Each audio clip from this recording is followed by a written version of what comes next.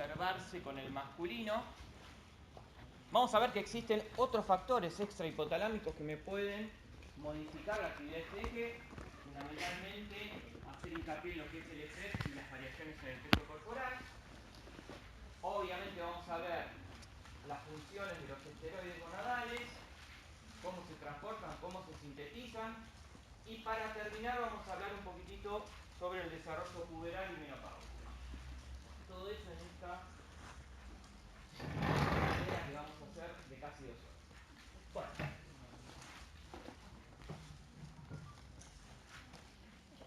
lo primero que tenemos que recordar, a mí siempre me gusta dentro de la introducción hacer un pequeño repaso de lo que es la anatomía y la histología de lo que estamos haciendo referencia. Ustedes esto ya lo han visto y en anato, ¿qué me pueden decir de dónde está ubicado el ovario? Si podemos precisar algún límite anatómico, cómo son las células que lo componen. Escucho. ¿Dónde lo encontramos? Ajá. Fuerte. Intraperitoneal. Bien, ¿está en la pelvis? Bien. Entonces, un órgano intraperitoneal está alojado en la pelvis y que se va a unir a una estructura que se llama ligamento ancho a través justamente de un pliegue peritoneal que se llama mesoovario. El tamaño de los ovarios se reflejan a un chicle masticado. ¿Sí? Así de chiquitito. Desde el punto de vista histológico, sabemos que tiene básicamente, como muchos otros órganos, una corteza, una médula y un ilio, que por donde ustedes saben pasan los vasos y también la inervación. Desde el punto de vista histológico, ¿qué tipo de células podemos encontrar en el ovario? ¿Fuerte? De la teca y foliculares. Ajá, de la teca y foliculares, me dicen. ¿Y la célula folicular cómo está constituida?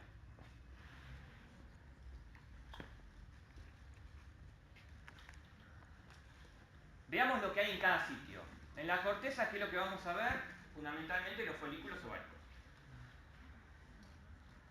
¿Qué vamos a encontrar dentro de los folículos? Los ovocitos. En la médula, ¿qué vamos a encontrar? Fundamentalmente el tejido conectivo, que es sostén, y los sistemas vasos. Y en el ilio, que como les comentaba antes, es el sitio donde van a transcurrir todas las estructuras vasculares y nerviosas. Bien. Si uno tuviera que graficar cuáles son las principales funciones del ovario, ¿ustedes qué me dirían? ¿Qué funciones cumple? Doctora, ¿qué funciones cumple? Fuerte, así te escuchan todos. ¿Para qué sirve? Formación del ovocito, es decir, una función gametogénica. Bien, ¿y qué más? Hormonas. Y hormonal. Perfecto. Entonces esas son las funciones más importantes del ovario. ¿Estamos hasta acá? Con la introducción. Muy bien. Veamos, y esto también ya lo han visto, hagamos un repaso de los distintos estadios que pueden tener el folículo. ¿Cómo pueden ser los folículos? Vayamos desde la etapa luego del nacimiento hasta la adultez. ¿Cómo pueden ser? Bien, primordiales, excelente. ¿Y qué características tienen los folículos primordiales? ¿Cómo están constituidos? Están rodeadas por células pregranulosas, precursoras de la glándula. Bien, ¿y qué características tienen? Histológicamente, ¿cómo serían? ¿Te acordás? ¿Son cúbicas? ¿Son aplanadas? Son aplanadas. Aplanadas, bien, una única capa de células aplanadas que rodean al estructura ovárica. Perfecto, entonces vemos que existen distintos estadios, ahora lo vamos a ver en un grafiquito. Los primeros van a ser los primordiales. Cuando esas células planas se modifican y pasan a ser ¿cómo? Cúbicas, formamos los folículos primarios. Los folículos primarios se van a transformar en secundarios hasta llegar al folículo que en definitiva va a ovular, que es el folículo de Graf. ¿Y cómo está constituido el folículo de Graf? ¿Qué es la estructura funcional del ovario? ¿Cuántas capas? ¿Qué tipo de capas tiene? ¿Se acuerdan? Tiene una teca interna, Teca interna teca externa y granulosa. Excelente. Ese folículo de Graf, que va a ser el destinado a ovular, una vez que ovula atresia y va a dar origen después al cuerpo lúteo. Eso después lo vamos a ver. Importante, el folículo de Graf, cuando veamos los distintos estadios que pueden darse a lo largo de la etapa reproductiva a nivel folicular, vamos a ver que en realidad habitualmente hay un único folículo dominante. Un único folículo que se desarrolla más que el resto y que rige, digamos, los cambios hormonales que vamos a ver en ese ciclo. Ese folículo es el folículo de Graf. Es excepcional que exista más de un folículo de Graf. Y como ustedes me dijeron, está constituido por la teca externa, por la teca interna, por varias capas celulares que van a dar origen a la granulosa, el óforo y obviamente el ovocito que va a ser expulsado. Bien, todo esto ya lo saben. Este folículo de Graf va a dar origen al cuerpo lúteo. ¿Sí? ¿Y para qué sirve el cuerpo lúteo? ¿Para? Mantiene el endometrio. Mantiene el endometrio, bien. ¿Y cómo lo mantiene? Tiene una función muy importante hormonal. ¿Y qué tipo de hormona va a producir el cuerpo lúteo? Progesterona. Y la progesterona la vamos a ver todas las funciones que cumple, pero básicamente sirve para qué. ¿Por qué decimos que mantiene el embarazo? ¿O por qué decimos que mantiene el endometrio en esta etapa? ¿Qué produce el cuerpo lúteo además de progesterona? ¿Produce alguna otra cosa? ¿Solo progesterona produce? Ajá. Bien. ¿Y para qué sirve tener? Vamos a suponer que la mujer no está embarazada, pero ¿para qué sirve en ese momento? Estamos hablando después de la ovulación, obviamente, mantener un endometrio que proliferó. ¿Para qué sirve? Claro, lo está preparando para una posible implantación y para eso necesitamos que el endometrio esté proliferado, que esté muy vascularizado y sobre todo algo que no me han dicho, estimular la secreción glandular. ¿De qué cosa? De glucógeno, porque eso es lo que va a permitir nutrir en una primera instancia el blastocisto. ¿Está claro, chicos? Muy bien. Entonces, estas son las etapas que pueden ver a nivel de los folículos, desde el folículo primordial, que como dijimos está formado por una única capa de células planas, hasta el folículo de Graf. Lo que es importante de todo esto es, más allá de dónde se detiene la meiosis y demás, es ver que esta primera instancia, es decir, el pasaje desde folículo primordial hasta el folículo primario, ese pasaje no depende de la liberación de gonadotrofinas.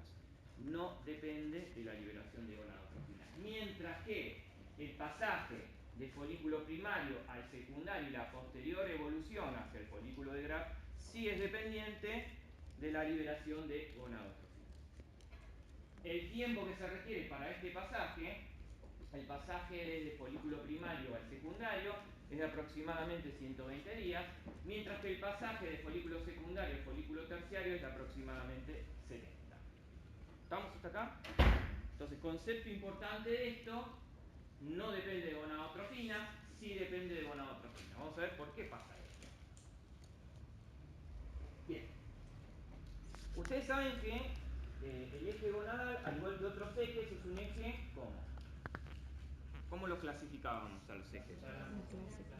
Clásico, ahí está. Es un eje clásico. ¿Por qué es un eje clásico? Porque está controlado por hipotálamo y hipófisis. ¿Bien? Entonces tenemos que saber que existe un factor hipotalámico, que ese factor hipotalámico, que se llama GnRH, que significa factor liberador de gonadotrofina, antiguamente, si agarran algún libro viejo de fisiología, lo van a encontrar como LHRH. ¿Y por qué antes se llamaba así? Porque se creía que existía un factor hipotalámico estimulante de la LH y un factor hipotalámico estimulante de la FSH. En realidad no, es único, es este factor, impacta de distinta manera, después vamos a ver cómo, sobre tanto la LH y sobre la FSH. ¿Dónde se produce esta hormona? ¿En qué sector del hipotálamo? ¿En qué núcleo? Medio basal. A ver por acá. ¿Dónde se produce? ¿Núcleo? Solo como medio Paraventricular algo.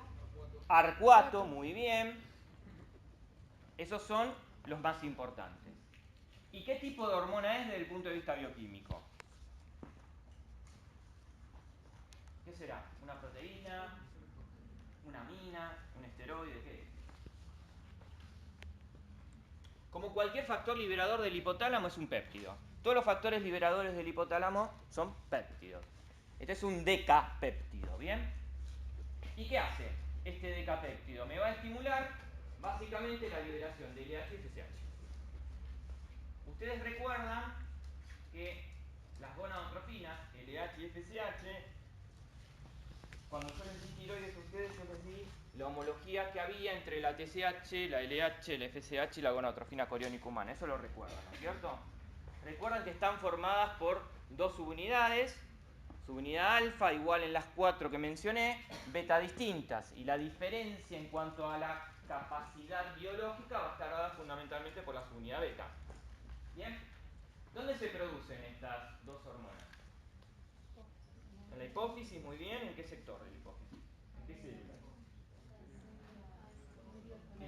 En la región anterior de la hipófisis, en las células gonadotrófas. Perfecto. Muy bien. La LH va a tener fundamentalmente impacto sobre qué sector, sobre la teca. Sobre la teca. ¿Y qué produce la teca? Fundamentalmente andrógenos y un precursor de esteroide que es la 17-hidroxiprogesterona.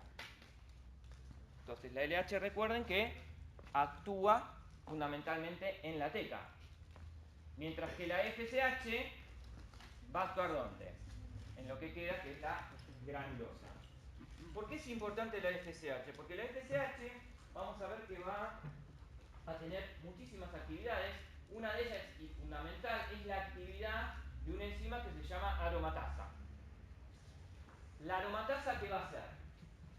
Básicamente va a transformar los andrógenos que se producen en la teca en estrógenos. ¿Bien? Entonces, dependiendo del andrógeno que la teca produzca, la granulosa que va a producir un tipo de estrógeno. ¿Qué andrógenos puede tomar y qué estrógenos puede producir? ¿Alguien sabe?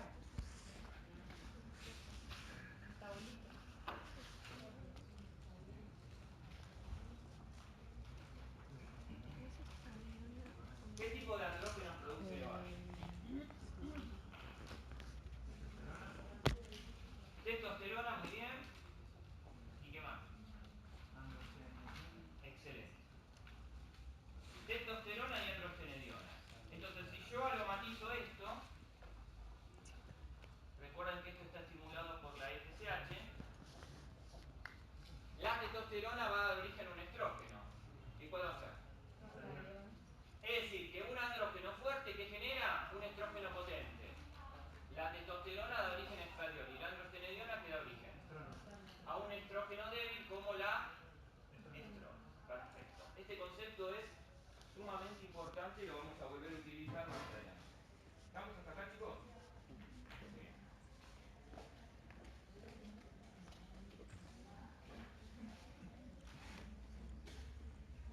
Bueno, sigamos entonces con el control de este eje.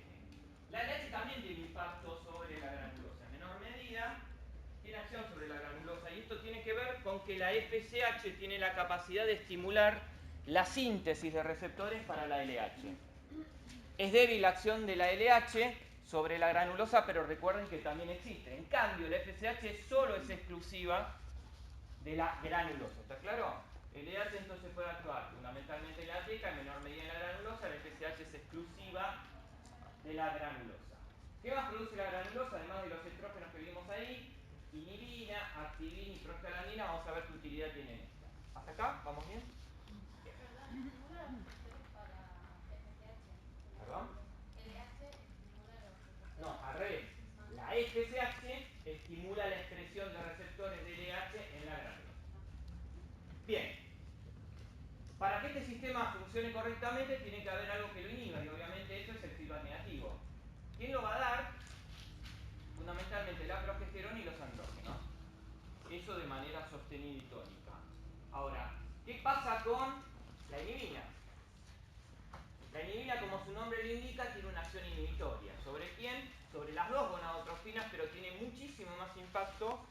la FSH. Entonces, podemos decir que la granulosa produce una glicoproteína, que es la inhibina, que tiene impacto inhibitorio sobre la gonadotrofina muchísimo más evidente sobre la FSH.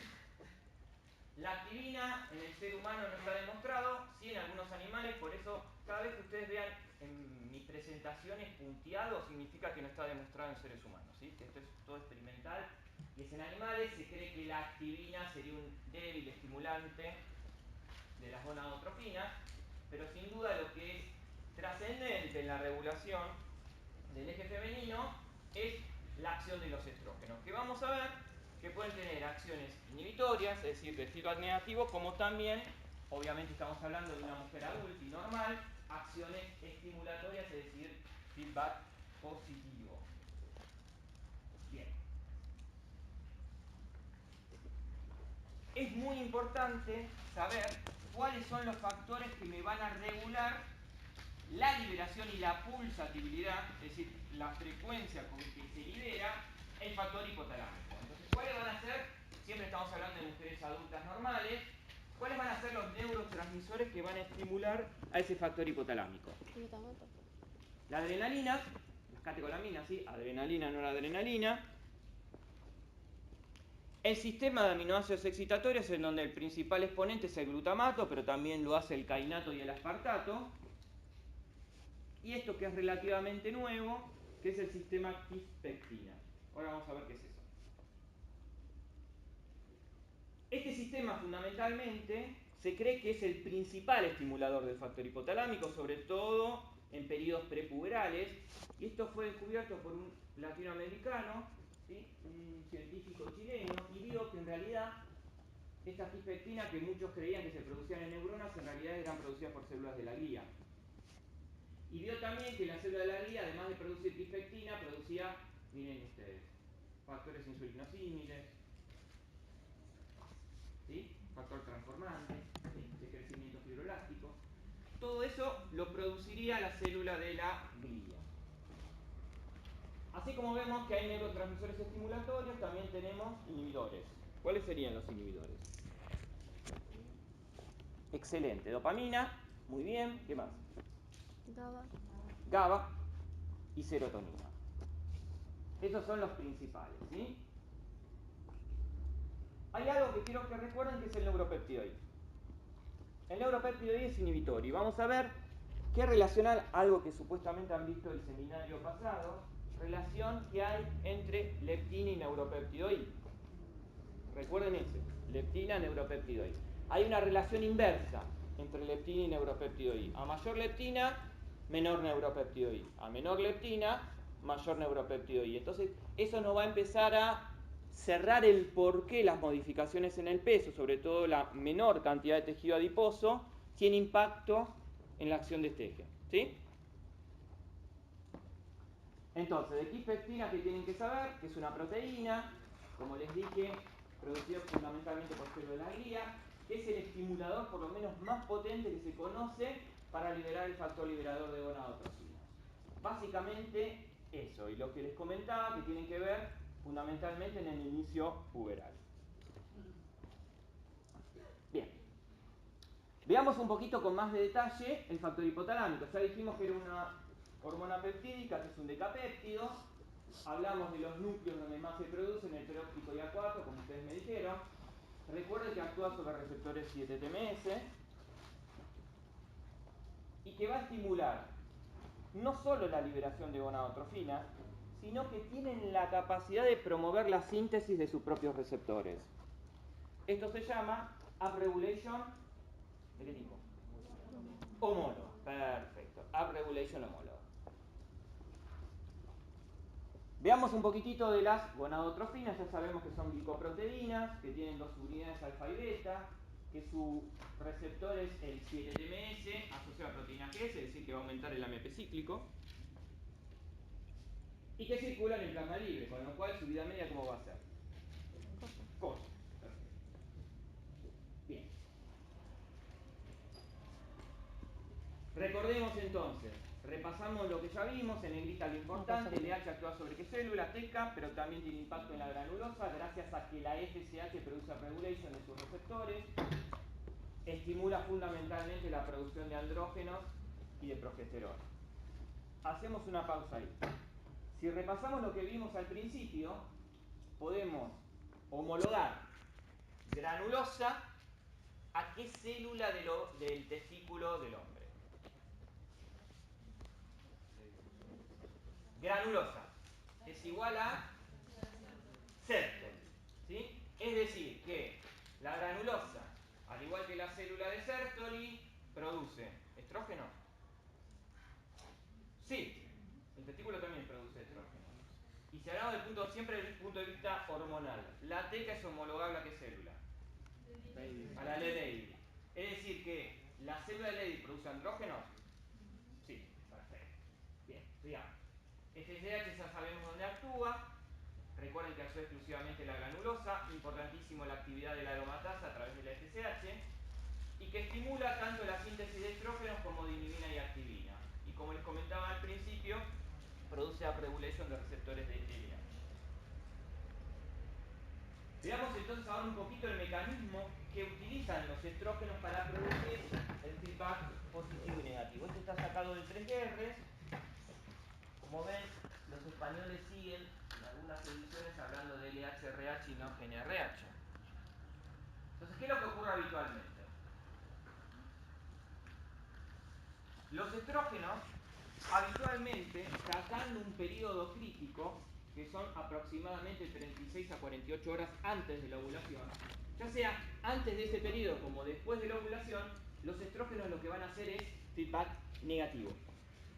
Primer concepto. ¿Cómo lo hacen? Estimulando fundamentalmente neuronas GABérgicas. Las neuronas GABérgicas, como vimos, inhiben la liberación del factor hipotalámico. Repito. Habitualmente, ¿qué hacen los estrógenos? Feedback negativo. Ya sea previo a la ovulación como después de la ovulación.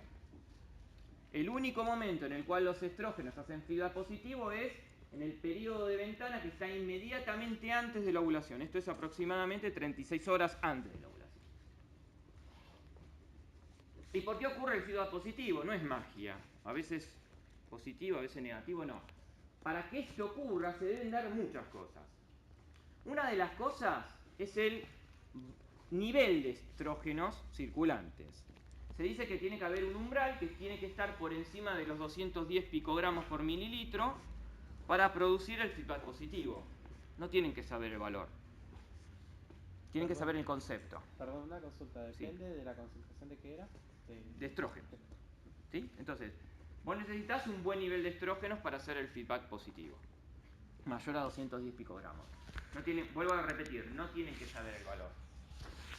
Es más importante saber el concepto, es decir, un valor umbral y sobre todo, y esto sí es lo más importante, el momento donde se produce ese pico de estrógenos.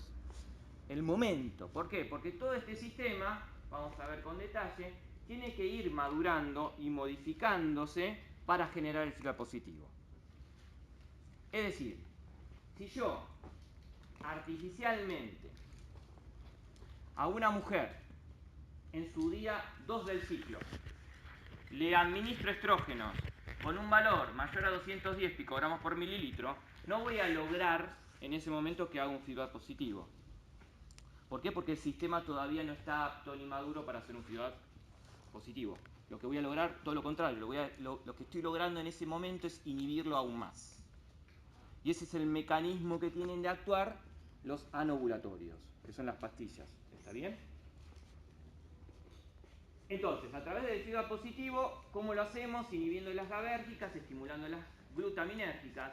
Y lo que es importante es que no solo se promueve la liberación del factor hipotalámico, sino que también se va a modificar la pulsatibilidad. ¿Qué significa esto? Voy a modificar las veces que yo voy a liberar a lo largo de un periodo de tiempo X ese factor hipotalámico. Esto es clave.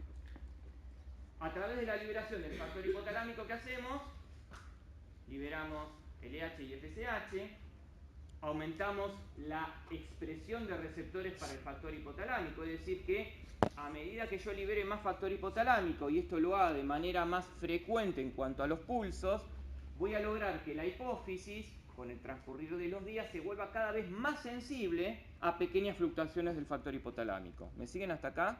Es decir, que es una secuencia de eventos, no hay una única cosa.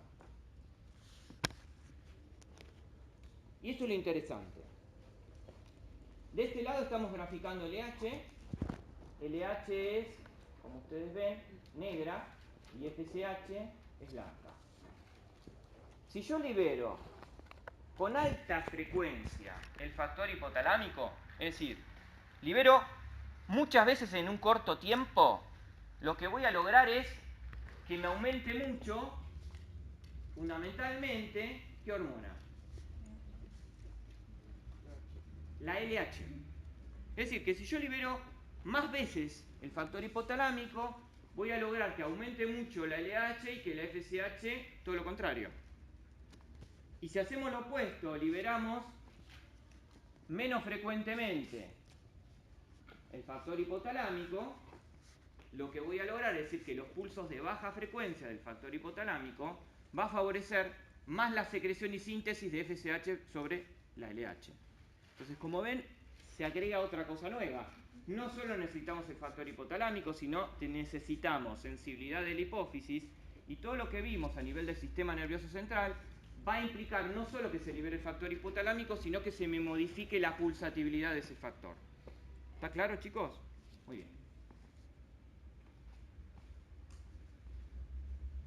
Esto ya lo han visto en histología, que es más o menos lo que vimos acá, que es la teoría de la doble célula o de las dos células, dos gonadotrofinas. Repasamos lo mismo, ¿sí? TK granulosa, LH, ¿sí? A nivel de la teca. Recordemos que por acción de la LH que vamos a generar andrógenos fundamentalmente, androstenediona y testosterona, y por acción de la FSH lo que vamos a hacer es fundamentalmente la aromatización del androstenediona en estrona y de la testosterona en estradiol.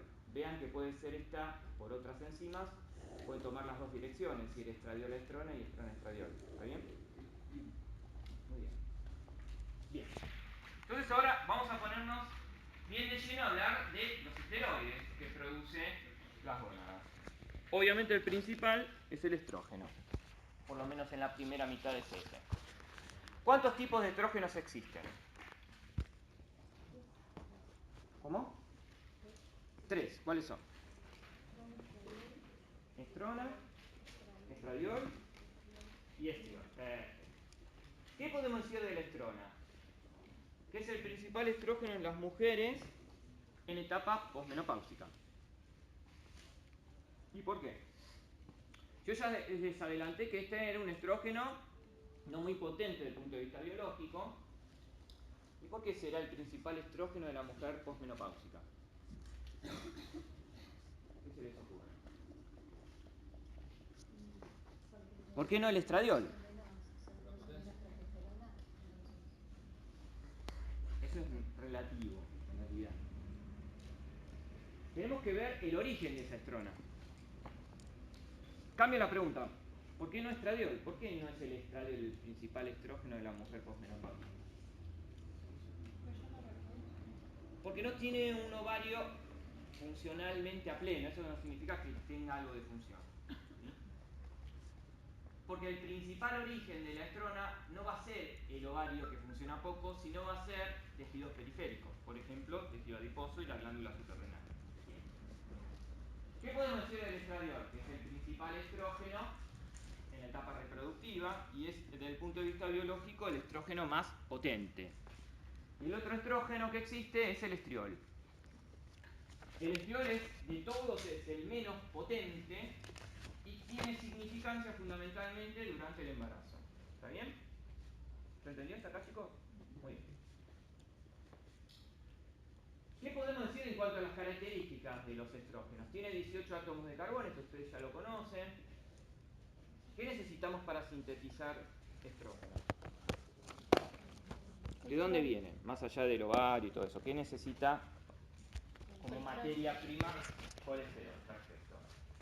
Colesterol, fundamentalmente, el que lo provee es el LDL de colesterol. El que vino al taller y que estuvo conmigo yo les hablé del colesterol malo y el colesterol bueno. Colesterol malo, ¿por qué? Porque va del hígado a la periferia. La periferia puede ser un endotelio vascular como también el ovario. Entonces, el principal dador de colesterol es malo, digo, para la enfermedad cardiovascular, pero no es malo por todo. O sea, me provee la principal fuente de colesterol que necesitamos para producir esteroides. Obviamente el resto proviene de la síntesis de nodo y del HDL en menor proporción. ¿Cuáles son los sitios de producción? ¿Dónde podemos encontrar estrógenos? ¿Qué órganos lo producen? Las gónadas, ovario y testículo, las glándulas suprarrenales, tejidos periféricos, fundamentalmente el tejido adiposo, y la placenta. Esos son los sitios donde se generan estrógenos. Ustedes saben que son esteroides y como todo esteroide actúa sobre receptores de qué tipo. Intracelular, perfecto. Recuerden la estructura del receptor, ¿sí? Extremo carboxilo de unión, extremo amino variable y los dedos de zinc, que son los que interactúan sobre el ADN. ¿Y cómo circula esta hormona que es liposoluble en plasma? ¿Unida a qué cosa? A proteínas de transporte, perfecto. ¿Y cuáles son esas proteínas de transporte? Albúmina, que como ustedes ven transporta cualquier cosa, es decir, cero específica, pero tiene capacidad de llevar muchas cosas, recuerden, calcio por ejemplo, esteroides. 40% unido a una globulina específica, que es la SHBG. El porcentaje no tienen que saberlo porque dependiendo del libro que lean van a encontrar cualquier porcentaje. Lo importante, vuelvo a decir, no tienen que ustedes...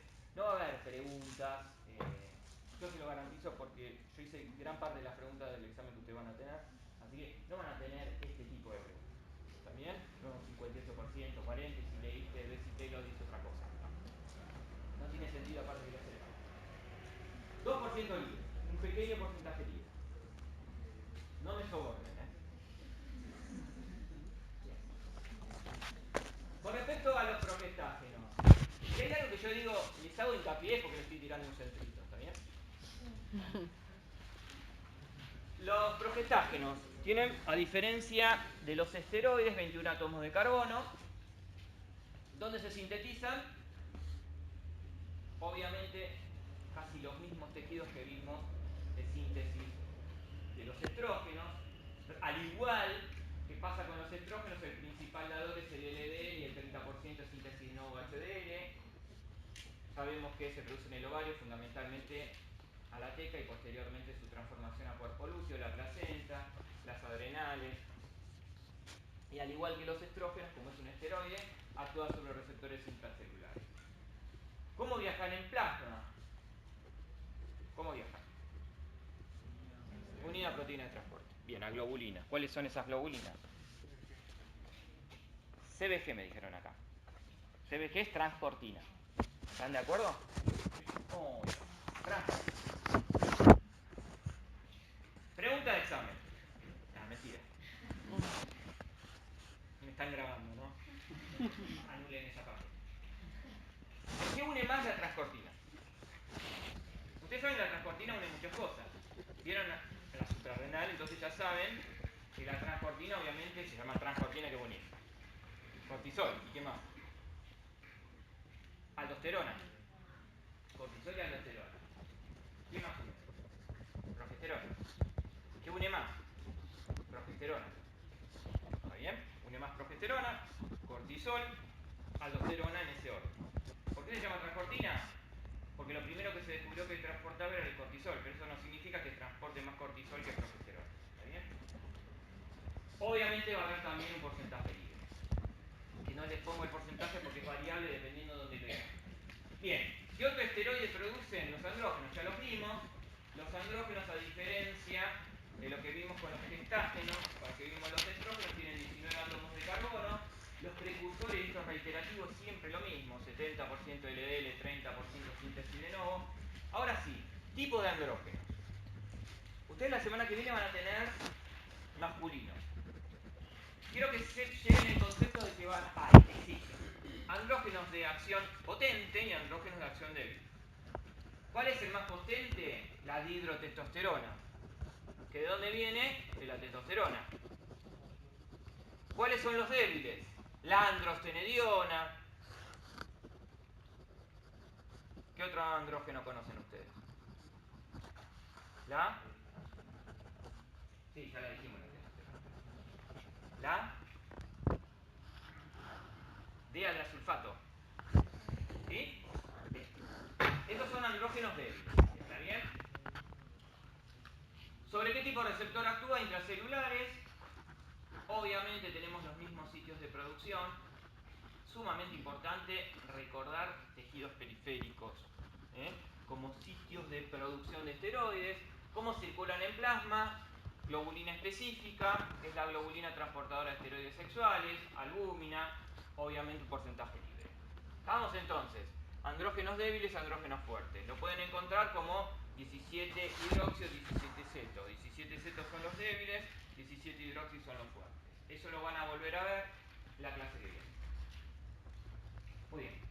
¿Y qué otras cosas produce el ovario? Vimos que producía prostaglandina, como ustedes saben derivan de los ácidos grasos, que viene de múltiples lugares, las prostaglandinas, pero lo más importante es para qué sirve. Las más importantes son las ácidos y tienen muchas funciones. Fundamentalmente tienen que ver con la ovulación, vamos a ver cómo, es un mediador de inflamación y esta inflamación que genera en el ovario favorece la ovulación y también favorece a la involución del cuerpo lúteo y también favorecen sobre todo la F2 alfa a generar vasoespasmos en los vasos que estaban sosteniendo el endometrio y cuando el ciclo no fue fértil, posteriormente se genere la pérdida de ese sostén vascular que termina fundamentalmente en una menstruación. ¿Bien? Entonces recuerden que además de todo lo que vimos, las prostaglandinas también son importantes. ¿Y qué otra cosa se produce? Como ya adelantamos, inhibina y activina. ¿Qué hay que saber de esto? El tipo de hormonas lipoproteínas. Saber fundamentalmente que el inhibina es un importante inhibidor de la FSH y que inhibe la actividad de la aromatasa. Mientras que la activina, todo esto demostrado en animales, estimularía débilmente a las gonadotrofinas. Y la otra cosa que quiero que recuerden es que hay una proteína de transporte para la activina que se llama folistatina. ¿Y por qué aclaro esto? Porque dependiendo libros que ustedes lean, sobre todo ediciones viejas, hablaban de la folistatina como una hormona. En realidad no es una hormona, es una proteína de transporte de la activina. ¿Está? Por eso lo aclaré en negrita. Obviamente no va a haber preguntas de esto. ¿Está? Porque hay mucha discrepancia dependiendo de dónde lo lean. Bueno, ¿estamos hasta acá? Corrido. Bueno, vamos a hablar un poquitito sobre para qué sirven los estrógenos. O sea, ya hablamos de la regulación, vimos la anatomía, nos metimos un poquito en por qué hay feedback negativo o positivo, vamos a hablar un poquito de las acciones de los estrógenos. Para ser gráficos, y para que ustedes recuerden, si yo hablo de funciones de los estrógenos, para que a ustedes les sea más sencillo, la podemos dividir en funciones ginecológicas, que tienen que ver con todo el aparato reproductor, y funciones extraginecológicas. Si queremos resumir las funciones ginecológicas de los estrógenos, podemos recordar que estos tienen 4 H's. ¿Sí? 4 H's. ¿Cuáles son esas 4 H's? Hiperplasia. ¿Qué significa esto? Aumenta el número de células. Siempre estamos hablando del tracto reproductor. ¿Sí? Hipertrofia. Aumenta el tamaño de células y de los órganos que están implicadas estas células. Si yo aumento el número de células y el tamaño de ese órgano, ¿qué voy a necesitar para sostener ese órgano? ¿Qué cosa? Que aumente la vascularización. Entonces la otra H es la hiperemia. Me aumenta la vascularización los estrógenos. Perfecto. Y si hablamos de genitales externos, la otra H de los estrógenos es la hiperpigmentación. Aumenta la pigmentación de la vulva, areola y el pezón. ¿Estamos hasta acá? Entonces esto es como resumen. Vamos a hablar un poquito más específico de esa función. Una de las cosas que es muy importante de los estrógenos es el hecho de que mantienen y estimulan el desarrollo de los caracteres sexuales secundarios. ¿A qué llamamos carácter sexual primario? ¿Qué sería un carácter sexual primario? Fuerte. a las gónadas. Podemos resumir como que las gónadas son lo primario y lo secundario, ¿qué sería? Todo lo que lleva implicado normalmente esa gónada. ¿Sí? Muy bien. ¿Y cuáles serían los caracteres sexuales secundarios en una chica? ¿Qué sería? Por acción de los estrógenos. Distribución de grasa. Distribución de la grasa, perfecto. ¿Y cómo se distribuye la grasa? Más en las caderas. Como una pera.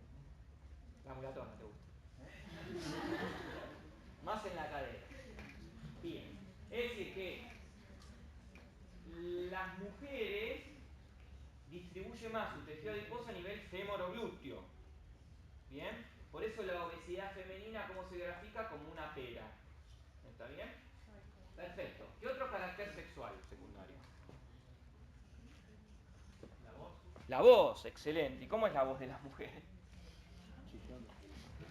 ¿Cómo es la voz de las mujeres? Irritante. Y es más aguda, más Es débil. más aguda. Bueno, siempre. No siempre. Bueno, es más armónica. Es más amplia. Perfecto. ¿Qué otro carácter sexual secundario? El vello facial. El vello, no tanto facial, porque si fuera facial. ¿Sí?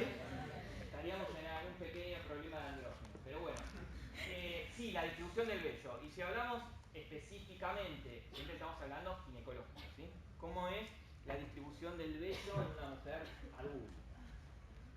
Claro, ahora todas depiladas, todo láser, definitivo. Pero habitualmente, ¿cómo es esa distribución? Triangular invertido, ¿sí? A diferencia del hombre que es romboidal. Perfecto. Bien, ¿y qué otro carácter sexual? Hablamos de distribución, de la grasa, el vello, la voz. ¿Algún otro? ¿Se les ocurra? Tiene que ver con un encajamiento. Las mamas, me dicen acá. A ver, ¿qué sería eso? ¿Quién me dijo las mamas? Por acá adelante. Nadie se hace cargo ahora. ¿Eh? Glándula mamaria. Bien, ¿y qué le pasa a la glándula mamaria? ¿Se desarrolla? Bien. ¿Se desarrolla por acción de los estrógenos?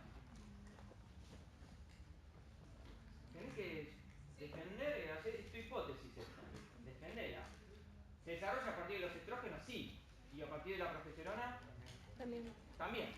¿Y qué parte de la glándula mamaria tienen que ver los estrógenos? La parte de las conductas. ¿Acinos o conductos galactógenos? Conductas. Conductos galactógenos. Muy bien. Eso siempre está tomada esa pregunta. No creo que en este examen esté.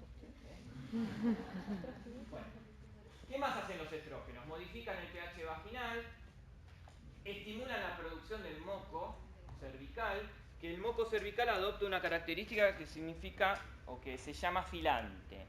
¿Esto qué significa que sea filante? ¿Alguien sabe? Esto seguro en histología lo han visto porque había extendido, bueno, por lo menos cuando yo hice histología había extendido. ¿Qué ¿No decir? tiene que ver con esa composición de cuando era más acuoso Exactamente. y permitía el pasaje más rápido del esperma? Sí, que sea filante significa que está más hidratado y que uno, no lo hagan en sus casas, tomar unas pinzas ginecológicas, separar el moco y que no se rompa. Esto es característico del pico máximo de estrógeno, ¿sí? Es decir, que es un moco más hidratado y, como leen acá, en posición paralela de las mucinas, que no serían una barrera para el ascenso de los espermatozoides. Bien. ¿Qué más producen los estrógenos? Upregulation, es decir, aumento de receptores. ¿Para qué hormonas? Para oxitocina, para progesterona y también para gonadotrofinas, que esto era muy importante, como les comenté, en la regulación del feedback. Como saben ustedes, prolifera el endometrio y produce mayor pigmentación en areolas, pezón y genitales, como vimos al principio. Estimula el crecimiento mamario, ustedes ya me dijeron esto, así que hasta acá está todo más que completo. Y muy importante, esto último de acá, que es que aumenta la actividad ciliar del tracto genital femenino. ¿Qué significa esto? Que cómo sube el espermatozoide, ayudado. ¿Por quién? Por ustedes. ¿Sí? Suban, chicos. A través de la actividad ciliar. ¿Por qué? Porque la principal motilidad del espermatozoide es donde se va a reflejar reflejar en la fecundación, en la penetración del óvulo. ¿Está claro? Ahí gasta toda la energía los muchachos. Perfecto. Y obviamente, como vimos, ciclo positivo y negativo, dependiendo del momento, como ya lo hemos hablado. Bien. Funciones extraginecológicas son anabólicos, aunque tienen menos potencia que los andrógenos, que son uno de los principales anabólicos juntos con la insulina que existen. Como ustedes me dijeron, distribución femoroglútea, disminuyen la LDL y aumentan las HDL. Esto tiene que ver con el menor riesgo cardiovascular que tienen las mujeres en etapa reproductiva comparadas con la del hombre, en donde los andrógenos hacen lo opuesto, pero sobre todo tienen impacto sobre las HDL. Estimula, y esto es tanto en hombres como mujeres, la actividad osteoblástica. ¿Sí? Son los estrógenos los que hacen crecer a los huesos, y cuando se refleja en un pico alto, por ejemplo en las etapas de la adolescencia, son responsables del cierre del cartílago de crecimiento. Acá esto es interesante porque pueden ejercer dos acciones. Por un lado pueden estimular factores de coagulación y por el otro lado aumentan la actividad fibrinolítica. ¿Qué es lo que predomina? El hecho de que son procoagulantes, es decir, que favorecen más la coagulación. ¿Y de qué factores? 1, 2, 7, 8, 9 y 10. Recuerden los que están en negrita que son K dependientes. ¿Bien? ¿Qué otra cosa hacen? Muy importante, aumentan globulinas transportadoras. Obviamente, ¿dónde se hace esto? En el hígado. Es decir, que aumentan las proteínas de transporte de muchas hormonas. Por ejemplo, TBG, por ejemplo, SHBG. Y esto lo vamos a ver, importante, en el último seminario que les voy a dar yo en este turno, que es el de integración, que integra un poquito todo. ¿Bien? Pasamos entonces a la progesterona y lo mismo. Vamos a ver funciones ginecológicas y extraginecológicas. Dentro de las ginecológicas, el endometrio que estaba proliferado por los estrógenos y que estaba sostenido vascularmente, por acción de la progesterona, lo que vamos a hacer es estimular la secreción glandular. Recuerden que lo que se secreta es glucógeno, estimulan el desarrollo de los ácidos mamarios, esto ya lo hemos visto. La característica del moco, que en el pico máximo de estrógeno era filante, muy hidratado, con disposición de las mucinas paralelas. Por acción de la progesterona, el moco pasa a ser escaso y espeso, y esas mucinas que se disponían de forma paralela se empiezan a entrelazar. ¿Y para qué sirve esto? Porque cuando la progesterona está aumentada, pasa esto en el moco. ¿Qué utilidad tiene? ¿Qué se les ocurre? Que no pasa el esperma. ¿Cómo, perdón? Para que no, Sin miedo. para que no puedan subir los espermatozoides. Bien. Tu nombre siempre me lo olvido, ¿Santiago o no? Germán. Germán. Germán me dice, para que no puedan subir los espermatozoides. ¿Ustedes qué me dicen por acá? ¿Para lo mismo? ¿Para otra cosa? Protección en general, ¿De qué? de alguna infección. Ajá. ¿Qué pasaría? Más si está implantado. Ajá. Igual el pico de progesterona lo vas a mantener, ¿no? Estés o no implantado. Pero ¿qué problema tiene si haciendo un espermatozoide el día 21 del ciclo? ¿Qué genera? ¿Tiene algún problema? ¿Lo vuelve a fecundar? No. O sea, que en realidad no sería un problema si haciendo un espermatozoide ahí, pero sí sirve como barrera fundamentalmente para lo que dijo una compañera de ustedes, que es para las infecciones. Eso es importante. Muy bien, y sobre todo es importante durante el embarazo. ¿Qué más hace? Miren, produce efecto miorrelajante. Este efecto miorrelajante en realidad no solo es a nivel del miometrio, lo vamos a ver que cuando veamos las funciones extraginecológicas también tiene una acción relajante general. Presenta un efecto luteolítico junto a las prostaglandinas. Recuerden la acción de la progesterona, la vimos al principio, que hace siempre feedback negativo. Y reducen la actividad ciliar. ¿Y para qué sirve esto? Que por acción del pico máximo de progesterona, la actividad ciliar del tracto femenino se reduzca. Porque puedo expulsar al mismo. ¿Quién me está hablando? Yo. Sí. Porque puedo expulsar al mismo ovocito antes de que implante. A ver, si vos disminuís la actividad ciliar, ¿vas a expulsar? No. Lo vas a barrer, digamos. Lentamente. Por eso está disminuida. No, pero no es que cuando vos querés liberar el ovocito justamente requerís que haya más peristaltismo. Claro, por eso.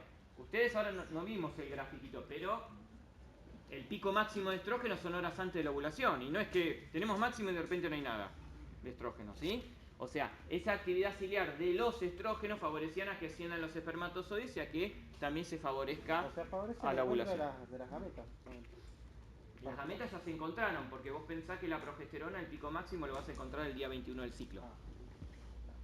Entonces, ¿qué se les ocurre? ¿Por qué vamos a disminuir esa actividad?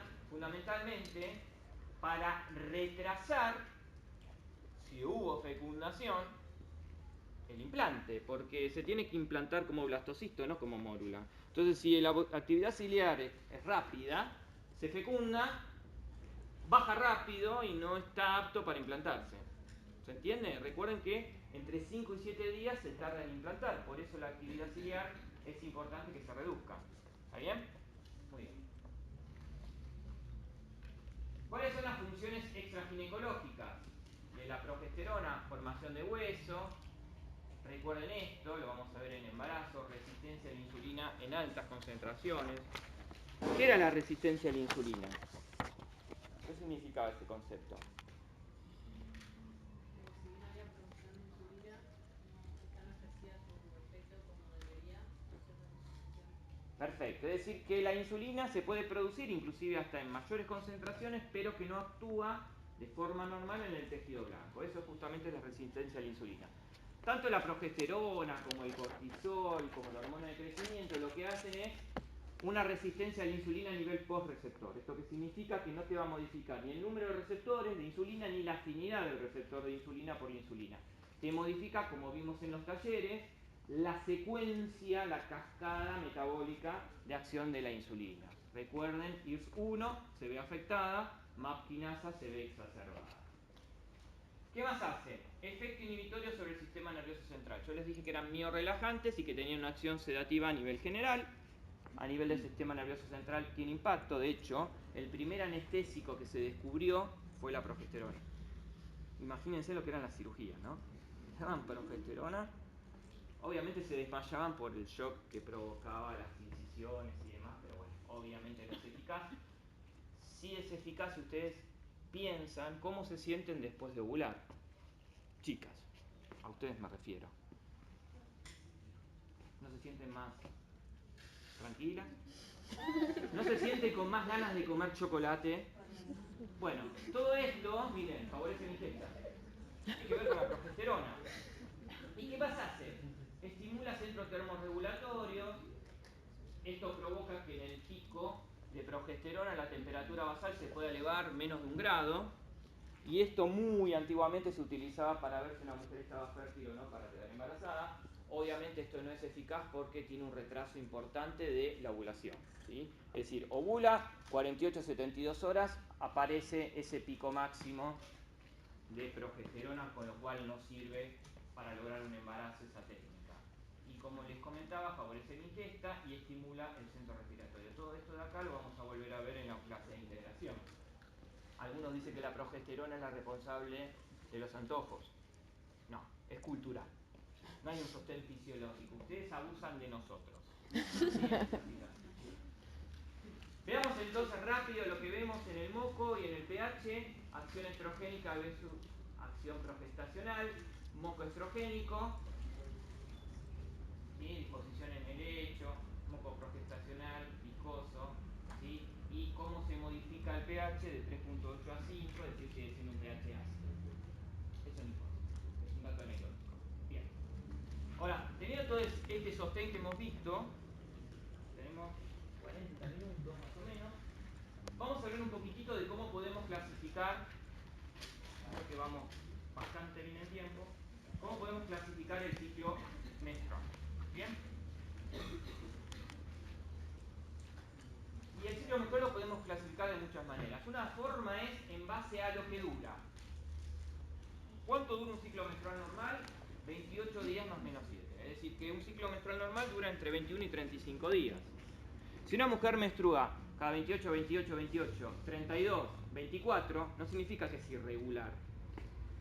mientras dure en esta rango, 21 a 35 días o menos de 35 días, eso es normal. ¿Está bien? Si la duración es menor a 21 días, eso se llama polimenorrea. Poli son muchas menstruaciones, obvio, tiene más de una menstruación en un mes por ahí, y eso es la polimenorrea. Obviamente esto es algo anormal, ¿está bien?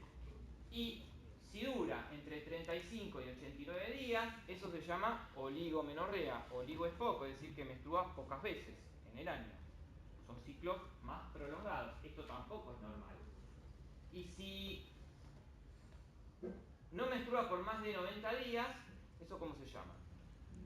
Amenorrea. ¿Y cómo pueden ser las amenorreas? ¿Cómo las podemos clasificar? Muy bien. ¿Y qué sería una amenorrea primaria? María, ¿Cómo? que es mayor de 16 años y nunca tuvo su Su menstruación, su menarca. Es decir, mujeres mayores a 16 años, independientemente de cómo estén sus caracteres sexuales, que nunca menstruó, esa es una amenorrea primaria, que pueden ser de cosas banales hasta cosas graves. Cosa banal, aunque ustedes no lo crean, que tenga un himen imperforado. Entonces menstrua pero no se exterioriza. ¿Está bien? A cosas hipotalámicas, un poco ováricas, un poco más serias. Eso sería una amenorrea primaria. Y una amenorrea secundaria es aquella mujer que estuvo su menarca, que menstruó y que por más de 90 días no menstrua. Ante una mujer que se presenta en esta situación, ¿en qué pensarían ustedes? Mujer en etapa reproductiva, con una amenorrea secundaria. ¿Qué es lo primero que tienen que pensar? Embarazo. Embarazo. ¿Estamos de acuerdo que es el embarazo? Vamos a suponer que la persona que plantea esto es Sor Ana. Viene con los hábitos, ¿sí? Sor Ana. Y tiene una amenorrea secundaria. ¿Qué es lo primero que van a pensar? Embarazo. Sor Ana tiene 31 años. Embarazo también. Independiente, a ver, esto es un chiste, tumor. ¿no? Pero lo primero siempre que hay que pensar es en el embarazo. Siempre. Por más que te digan, no, me cuido, no, no tengo relaciones, o tengo relaciones muy ocasionales. Lo primero, el embarazo. Primero descartamos lo normal y después pensamos en lo patológico, ¿está bien? Bueno. También podemos clasificar el ciclo menstrual como en función a el flujo menstrual. Esto no está muy bueno, ¿no? Pero bueno, hay que darlo. ¿Cuál es el volumen normal del flujo menstrual? 75 a 150 mililitros por ciclo. Es decir, que podemos presentar mujeres que tengan más de esto o menos de esto. ¿Y cómo lo objetivizamos esto? ¿Se lo miden? No. Te dicen, uso pocos paños íntimos o uso muchos porque no me da abasto. Entonces, si una mujer tiene menos de esto, vamos, también está relacionado con la duración, si tiene un sangrado menor a esto, es decir, que ella objetiviza que está usando menos cantidad de paños íntimos y que menstrua menos, eso se llama hipomenorrea. Habitualmente la hipomenorrea se acompaña de una duración menor de la menstruación. Y todo lo contrario, cuando menstrua mucha cantidad suele extenderse la duración de la menstruación, eso se llama hipermenorrea. ¿Está bien? Entonces diferenciemos lo que es hipermenorrea de oligomenorrea y polimenorrea. Son dos cosas distintas. Uno valora la duración y el otro la característica del flujo menstrual. Ahora bien, vamos a lo interesante. ¿Cómo podemos clasificar en base a las reformas fisiológicas? Yo me voy a matar acá. A las reformas fisiológicas que acontecen en el ovario, por lo menos, durante el ciclo menstrual de una mujer normal. Vamos a empezar por la fase folicular. Ustedes saben que en realidad la fase folicular uno la puede dividir en distintos estadios dependiendo del momento del día que uno tome. Si empezamos desde el primer día, los primeros 4 días del ciclo, esto se clasifica como etapa de reclutamiento folicular. ¿Y esto qué significa? Que un cierto número de folículos se eligen por factores locales, por factores que están en estudios aún a la fecha, con los cuales, habitualmente son 4 o 5, comienzan a desarrollarse por sobre el resto. Esa sería la etapa de reclutamiento folicular. Y se tiene los primeros 4 días aproximadamente en un ciclo de 28. Luego de este periodo de reclutamiento tenemos la etapa de selección folicular. La etapa de selección folicular implica que de esos folículos que se reclutaron, uno comienza a desarrollarse más que el resto. Ese que desarrolla más que el resto va a ser el futuro folículo de Gram. Y lo interesante es saber por qué ese folículo puntualmente se desarrolla más que el resto. ¿Ustedes qué me dirían? ¿Por qué? Por la presión de más receptores para las hormonas LH. Bien, ¿por qué más? Más actividad de los motores. Esas son las dos hipótesis que se sostienen con mucha fuerza desde el punto de vista científico. Es el folículo que tiene mayor actividad aromatásica, es el folículo que tiene mayor expresión, sobre todo receptores para FSH. Entonces, por estas dos razones hay un folículo que se desarrolla más que el resto. El resto que se seleccionó aporta y se desarrolla, y es muy importante porque va a producir también esteroides. Pasado este periodo de la primera semana, entramos en el periodo de dominancia folicular, donde ese folículo claramente se diferencia del resto y comienza a desarrollarse con mayor capacidad y comienza a producir mayor cantidad de esteroides. ¿A qué llegamos? A la fase ovulatoria. Ese folículo de Gram, en definitiva, va a ser el que va a ovular. ¿Y qué va a ocurrir básicamente? ¿Y por qué ocurre la ovulación? Para que la ovulación se dé, tuvo que sí o sí haber habido un feedback positivo. Si no hubo feedback positivo, no hay ovulación. Es decir, que es un ciclo anovulatorio. ¿Me siguen hasta acá? Y para que exista feedback positivo, ¿qué tenemos que encontrar? Como les comenté, un nivel alto de estrógeno, mayor a 210 picogramos, y que esto acontezca cuando? En el momento oportuno. Es decir, más o menos día 13, día 15 de ese ciclo. No el día 1, no el día 3, no el día 34. ¿Está bien? ¿Y por qué se genera en definitiva la ovulación? ¿Cuáles son esos factores desencadenantes? Ese folículo que crece aumenta su presión. El pico del LH, que ahora vamos a ver dónde sale, estimula ciertas enzimas, como por ejemplo colagenasas, que lo que van a hacer es degradar parte de la pared de ese folículo. Entonces ahí se forma lo que llamamos el estigma folicular, es decir, que vamos a tener una estructura que está creciendo, que le está aumentando la presión y además comienza a adelgazarse. La FSH también tiene un rol a través de las flaminas, que también tiene que ver con lo mismo, con la ruptura, y la producción local de factores de inflamación, prostaglandina e interleuquina, que exacerban aún más ese aumento de presión y ese proceso inflamatorio. ¿Todo esto en qué termina? En la ovulación. ¿Está bien? Muy bien. Luego de la ovulación, ¿qué ocurre? La fase lútea. Y la fase lútea también la podemos dividir en etapas. ¿Cuáles son esas etapas? Temprana, intermedio, tardía. La temprana es quizás la más importante porque se ve todo lo que ocurre desde el punto de vista funcional de manera trascendente. Es decir, comienza a aparecer la progesterona de manera sostenida. ¿Por qué? Porque comienza a producirse ¿qué cosa? El cuerpo lúteo. Muy bien. Y la progesterona hacia fines de esta etapa, día 21, etapa temprana, alcanza su pico, que es mayor a 3 nanogramos por mililitro. Es decir que en la etapa temprana de la fase lútea vamos a encontrar la aparición de la progesterona y su pico máximo. Ese pico de progesterona va acompañado de un segundo pico de estrógeno. Este es un concepto que no sé por qué ustedes no lo tienen incorporado. Se creen que hay un solo pico de estrógeno y en realidad dos picos de estrógenos. El más importante es el que está previo a la ovulación, pero hay un nuevo incremento de estrógenos por acción del cuerpo lúteo que coincide con el pico de progesterona que habitualmente se da el día 21 del ciclo. Entramos entonces en la etapa media de la fase lútea. ¿Qué es lo que ocurre acá? Si no hubo implantación, es decir, si el ciclo no fue fértil, no hay quien sostenga al cuerpo lúteo. Y si involuciona el cuerpo lúteo, ¿qué va a pasar con los estrógenos y la progesterona? Comienzan a bajar. Y si comienzan a bajar estrógeno y progesterona, el sostén hormonal que me sostenía ese endometrio, ¿qué le pasa? ¿Está presente o no? No. Entonces, ¿qué ocurre?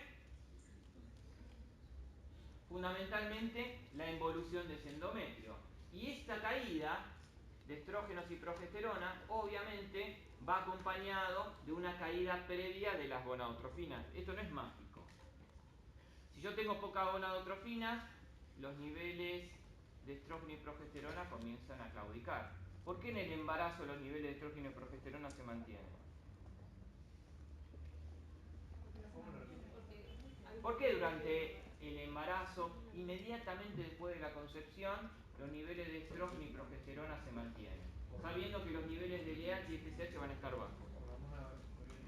Por la gonadotropina coriónico más. Excelente, esa es la respuesta. Muy bien, ¿y a qué llegamos en definitiva?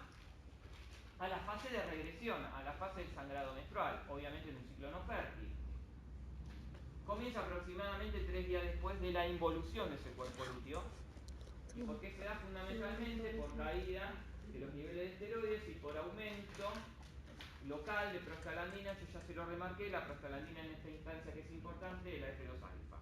¿Qué produce esa prostaglandina? Necrosis a través de vasoespasmo. Esto lleva a que un tejido proliferado, al no recibir aporte, se pierda, y recordando de que también existe actividad fibrinolítica que es clave, porque si no ese sangrado menstrual se transformaría en un coágulo, con lo cual no estaría bueno. Entonces es importante también saber que esa hemorragia menstrual tiene que ver con actividad fibrinolítica del endometrio. ¿Se entendió hasta acá? Fue como un pequeño camino de lo que ocurre. Y yo les pregunto, ¿por qué yo termino con la fase de regresión al sangrado menstrual y no empecé por ahí? Cuando todos los libros empiezan con sangrado menstrual. Porque soy loco, porque vengo a romper los esquemas de aprendizaje. Fuerte. Al ser un ciclo puedo empezar en realidad por la ovulación, si quisiera. ¿Está bien? Pero, ¿por qué termino con el sangrado menstrual? Porque tanto los estrógenos como la progesterona van a hacer que el endometrio crezca. Por eso, exactamente, esa es la respuesta. ¿Qué va a sangrar que no haya proliferado previamente? Para que exista el sangrado menstrual, previamente tuvo que haber el endometrio proliferado, secretado, y recién ahí, cuando el sostén hormonal desaparezca, va a haber menstruación. La menstruación de la nada no viene, viene de un ciclo que previamente fue proliferado. ¿Está bien? ¿Se entendió? Muy bien. Bueno, esto simplemente a manera de dato, para que ustedes lo tengan presente, que existen sustancias que uno no pensaría que produce el ovario. Hoy se sabe que hay producción de cualquier cosa en cualquier lado, y lo que va a depender es la cantidad y la sensibilidad de eso. Pero recuerden que el ovario produce factores insulinosímiles, produce interleuquinas, tienen un sistema símil renina-angiotensina, produce péptido intestinal vasoactivo, produce ocitocina. Es decir, que no es que la oxitocina solo se produce, o mejor dicho, solo se libera de la neurohipófisis, ¿sí? Todas estas sustancias que actúan a nivel ovárico local forman parte de lo que se llama regulación intraovárica y tienen un rol importante. Otra de las cosas que no me quiero olvidar de mencionarles es el factor inhibidor de Müller. Ahora vamos a hablar un poquitito de eso. El factor inhibidor de Müller hoy por hoy lo utiliza muchísimo la gente que hace fertilidad, porque en realidad lo que me está reflejando es la reserva ovárica. Entonces, un factor inhibidor de Müller bajo, lo que está indicando que esa mujer tiene poca reserva folicular, con lo cual va a tener dificultad si quiere lograr, por lo menos por vías clásicas, un embarazo. ¿Está bien? No es que solo inhibe el factor de Müller. Eso es importante que lo recuerden. Dos palabras de la inhibina. Simplemente, más allá de que ustedes saben que la inhibina inhibe la FSH sobre todo, existen dos tipos de inhibina, la B y la A. La B es característico de la actividad folicular y la A es característica de la fase lútea. ¿Para qué sirve la inhibina? Antiguamente también la inhibina se la utilizaba como un factor de fertilidad, sobre todo pronóstico. ¿Por qué creen que es un factor pronóstico la inhibina?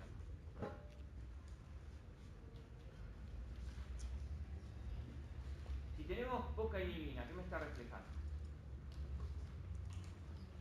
¿Qué más? FSH. ¿Dónde se produce la inhibina? ¿En qué célula? En la granulosa. Entonces, si hay poca inhibina, ¿cómo está la granulosa? ¿Funcionando bien o menos? Menos. Es decir, que es reflejo de la actividad folicular. Y si hay poca inhibina, ¿cómo creen que va a estar la FSH? Alto, porque no lo estoy viendo. Altísima. Entonces, factores que me prevén fertilidad de una persona. Factor inhibidor de Müller bajo, inhibina baja, que hoy por hoy mucho no se dosa, y FSH alta. Eso es lo que me está indicando que hay una hipofunción primaria, como ocurriría con cualquier otro eje clásico. FSH alta, poca inhibina, poco factor inhibidor de Müller son factores pronósticos de fertilidad. Eso recuérdenlo. ¿Sí? Recuérdenlo. La hormona antimuleriana ya hemos hablado. Vamos entonces ahora sí a lo importante, que es cómo se fluctúan las hormonas en base a todo lo que vimos. O sea, esto va a ir muy rápido porque ya lo hemos visto. Lo primero que vamos a graficar en este ciclo de 28 días de libro, niveles de gonadotrofinas. Para eso, la unidad es microunidades internacionales por mililitro. Esto que es una pavada que yo les marco, hay gente que bocha cuando no se reflejan las unidades. O sea, si pasan un oral, si ustedes hacen algo que es incorrecto, y que inclusive algunos libros lo marcan, poner todo en un mismo gráfico. LH, FSH, estrógeno, progesterona en un mismo gráfico, incorrecto. Porque son unidades totalmente distintas. Una cosa son microunidades, otra cosa es nanogramo, otra cosa es kilogramo. ¿Bien? Entonces, separaditos. Si vienen conmigo no hay drama porque se los explico. Ahora, si vienen con otro, por ahí no les gusta tanto. Bueno, en verde y en algo que es casi rojo, ¿sí? Bueno, dejémosla ahí. ¿Qué sería la hormona que está en verde? ¿Qué gonadotrofina sería? Lo que está en casi rojo, ya se hace. Primera cosa importante, otros errores que suelen estar en los libros. Ponen siempre la LH por encima de la FSH. Incorrecto.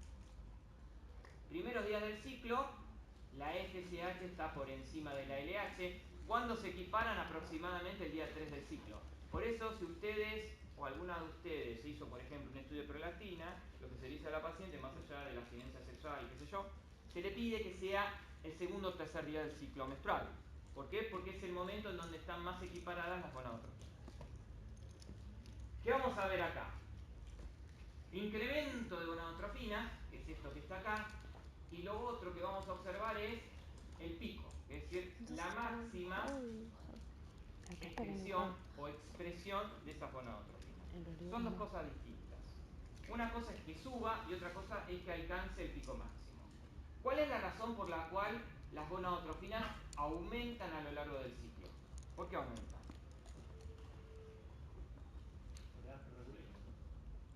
Por muchas cosas. Una, obviamente, para que aumente las gonadotrofinas, ¿quién tiene que aumentar? El factor hipotalámico. Y vimos que el factor hipotalámico modifica no solo su expresión, sino su pulsatibilidad, y que a medida que va progresando el ciclo, va haciendo que la hipófisis se vuelva cada vez más sensible a ese factor hipotalámico. Recuerden que este factor produce upregulation homóloga, es decir, aumenta sus propios receptores en hipófisis. Entonces el incremento sí o sí va de la mano del factor hipotalámico. Ahora, ¿por qué se produce el pico del LH-FSH? ¿Por qué hay pico del LH-FSH?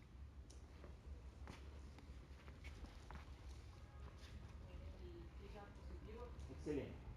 Porque previamente, que acá no se ve, porque son dos gráficos distintos, hubo un pico de estrógenos y ese pico de estrógenos generó un feedback positivo. Es decir, que para que exista el pico del LH-FSH, sí o sí tuvo que haber habido antes un pico de estrógenos. Y que ese pico de estrógenos sea suficiente para generar un feedback positivo. ¿Me siguen hasta acá? ¿Por qué luego de la ovulación, estamos acá, los niveles de gonadotrofinas caen?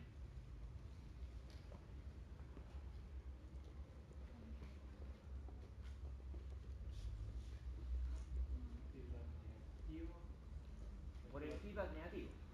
Excelente, porque acá todavía no lo vimos, voy a tener estrógeno, día 21 pico de estrógeno, día 21 pico de progesterona, sabemos que la progesterona es feedback negativo, y yo les remarqué al principio que hay un punto crítico en el cual los estrógenos hacen feedback positivo, que es justamente lo que está en verde, entre el día 11 y 14 de ese ciclo. Todo lo que está en rojo, acá, son los días que estrógenos hacen feedback junto acá con la progesterona. progesterona hacen feedback negativo. Entonces la razón por la cual estas gonadotrofinas caen, ¿por qué? Porque acá voy a encontrar altos niveles de estrógeno y progesterona, la sensibilidad cambia y esos dos niveles altos son responsables del feedback negativo. ¿Se entendió? Ahora, vamos al opuesto. Yo les dije que el incremento fundamentalmente tenía que ver con el factor hipotalámico. Ahora, si vamos al otro gráfico y graficamos en celeste estrógenos y en violeta progesterona, ustedes ven que acá, los primeros días del ciclo, los estrógenos están bajos. Entonces, si están bajos y volvemos al anterior, están bajos, y sabemos que acá los estrógenos hacen feedback negativo, significa que hay poco feedback negativo. ¿Por qué? Porque hay poco estrógeno. Y esto va de la mano. A medida que las gonadotrofinas aumentan, va a haber mayor producción de estrógeno. Cuando hay poca gonadotrofina, hay poco estrógeno. Entonces, al haber menos inhibición y sumándole el factor hipotalámico, esto ayuda a que las gonadotrofinas aumenten. ¿Se entendió? ¿Qué hacen los anovulatorios? Damos dosis fijas de estrógenos a lo largo de todo el ciclo. Si yo doy dosis fijas y habitualmente altas de estrógeno, lo que estoy logrando es que acá, en un ciclo normal, en donde los estrógenos hacen feedback negativo, pero no son tan negativos justamente porque los niveles son bajos, y yo desde el inicio doy altos niveles de estrógenos, ¿qué logro? Un feedback negativo desde el inicio. Entonces, si yo logro un feedback negativo de inicio, ¿va a haber pico de LH y FSH? No, porque nunca llegó a incrementarse las gonadotrofinas. Y si no hay pico de gonadotrofina, ¿va a haber ovulación? No. Por eso son anovulatorios, no anticonceptivos. No hay ovulación, así que si no hay ovulación no hay forma de que haya concepción. Bien, volvamos acá. Estrógenos, primer pico. Primer pico de estrógenos, aproximadamente 48 a 72 horas antes de la ovulación. Ya hemos charlado largo y entendido de por qué se produce. Tenemos a partir del día 14 la producción de progesterona. Recordemos que el día 21, en un ciclo de 28 días, va a haber un pico de progesterona y de estrógeno, que el más importante desde el punto de vista de concentración y funcional con respecto al estrógeno es que está previo a la ovulación. Y que este incremento, como comentábamos antes, de estrógeno y progesterona, es responsable de que haya mucha inhibición y que los niveles de gonadotrofinas caigan. ¿Quedó claro todo esto, chicos? Si ustedes entienden esto, es entenderlo, no es saber de memoria ciclo menstrual. Y es un tema que particularmente a mí me encanta tomar. La fisiología femenina es de lo más atrayente que puede haber en la fisiología. No es un piropo, pero es la verdad. Bueno, bien, sigamos. Resumen lo voy a pasar porque ya nos hemos extendido largo y tendido con respecto a esto. Lo sacamos porque es todo lo que acabamos de ver. Bueno. Y esto obviamente lo pueden descargar, así que no tiene sentido repetir algo que ya vimos. ¿Cómo podemos evaluar el eje? ¿Cómo podemos saber si este eje funciona bien o no? ¿Qué se les ocurre? ¿Cómo podemos evaluar el eje?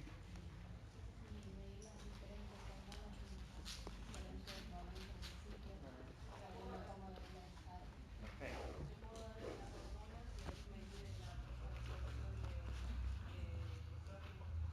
Bien, veamos entonces. Y esto es aplicable para cualquier eje clásico. Hay dos formas. Pruebas basales, que es dosando hormonas. Pruebas dinámicas, es influenciando sobre la actividad. Pruebas basales que podemos hacer. Dosar LH, FSH, estrógeno, progesterona, inhibina. Conceptualmente. Y a los fines de la fisiología. No existe la supergonada. ¿Está bien? Fisiológicamente digo, no existe la supergonada. Hay tumores muy raros que producen, por ejemplo, exceso de estrógeno, sí, o exceso de andrógenos, pero conceptualmente las pruebas nosotros las vamos a usar prácticamente ya hoy por ahí no se usan. Se usaban fundamentalmente cuando uno creía que había una hipofunción, ¿sí? Estamos hablando de las pruebas dinámicas. Entonces, ¿qué es lo primer? El primer approach que uno hace sobre el paciente es dosando hormonas. ¿Está bien? Entonces, si encontramos una persona que tiene una hipofunción habitualmente primaria, vamos a ver qué es lo que va a ocurrir con las gonadotrofinas. Si tenemos tenemos una hipofunción primaria. ¿Cómo van a detectar? Van a disminuirse. ¿Están todos de acuerdo con eso? Sí, es primario, sí. Si es primaria, las gonadotrofinas aumentan. ¿Y cuál va a aumentar más? La FSH, claramente. Si yo doso estrógeno y progesterona, ¿cómo va a estar? Estrógeno, vamos a poner. ¿Cómo? Si hay una hipofunción primaria, ¿cómo va a estar? Bajo. Y si no hubo ovulación, ¿cómo va a estar la progesterona? Es decir, que la progesterona sirve para hacer un diagnóstico para atrás, retrospectivo de ovulación.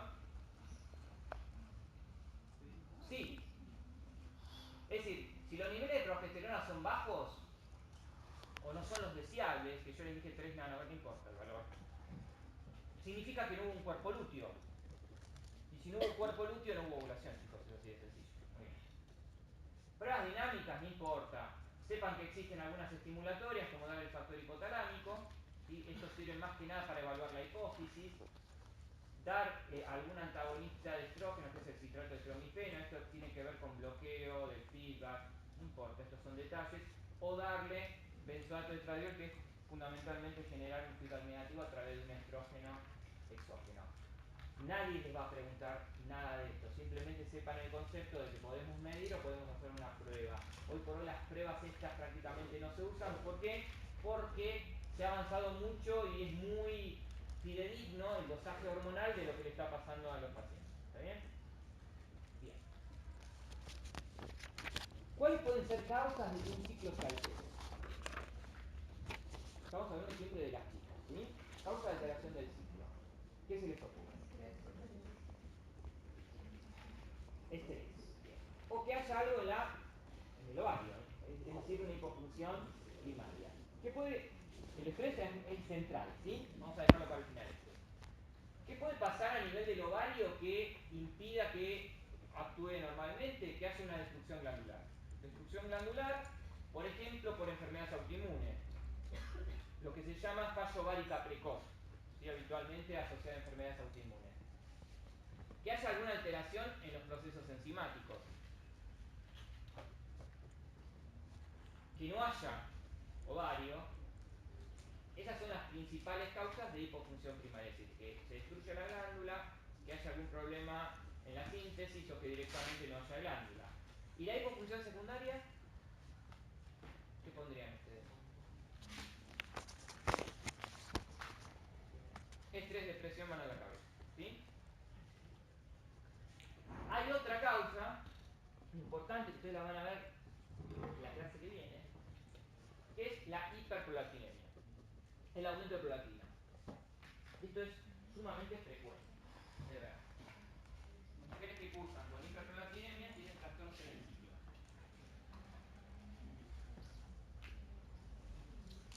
¿Y por qué pasa esto de la hiperprolactinemia genera trastornos en el ciclo? Ustedes no lo vieron, pero la prolactina se autorregula. ¿Cómo se regula? Estimulando al factor que la inhibe, que la van a encontrar como PIF o dopamina. Esto es D2, agonista de D2. Entonces, ¿qué hace normalmente la prolactina? Estimula su factor inhibidor. ¿Y qué hace el factor inhibidor? Mantiene controlada la prolactina. Si existe una causa que lleva a que la prolactina aumente mucho, por ejemplo un tumor en la hipófisis o causas farmacológicas que hacen que la prolactina aumente, este exceso de prolactina va a generar un exceso de factor inhibitorio, que no va a ser eficaz fundamentalmente para eliminar la prolactina. ¿Por qué? Porque hay algo que está sobreestimulando la prolactina, que puede ser, repito, fármacos o que haya un tumor que se llama prolactinoma. Este exceso de, en definitiva, dopamina, como ustedes saben, la dopamina ¿qué hace con el eje gonadal? Inhibe. Entonces ese exceso de dopamina por autorregulación, que no es eficaz en el caso de la hiperprolactinemia, va a inhibir la pulsatividad y la secreción del factor hipotalámico. Por eso las mujeres con hiperprolactinemia, entre otras razones, tienen trastornos en el ciclo menstrual, es decir, habitualmente tienen lo que se llama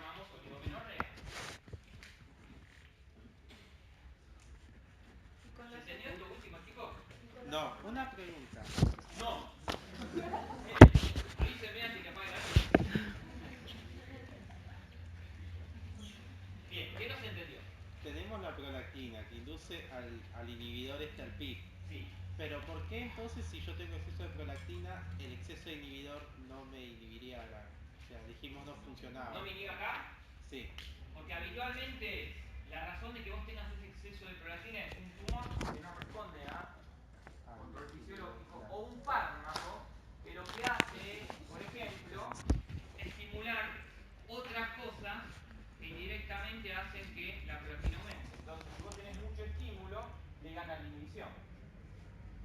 Claro. Esto no implica que el exceso de prolactina genere un exceso de TIF. Siempre lo vas a tener.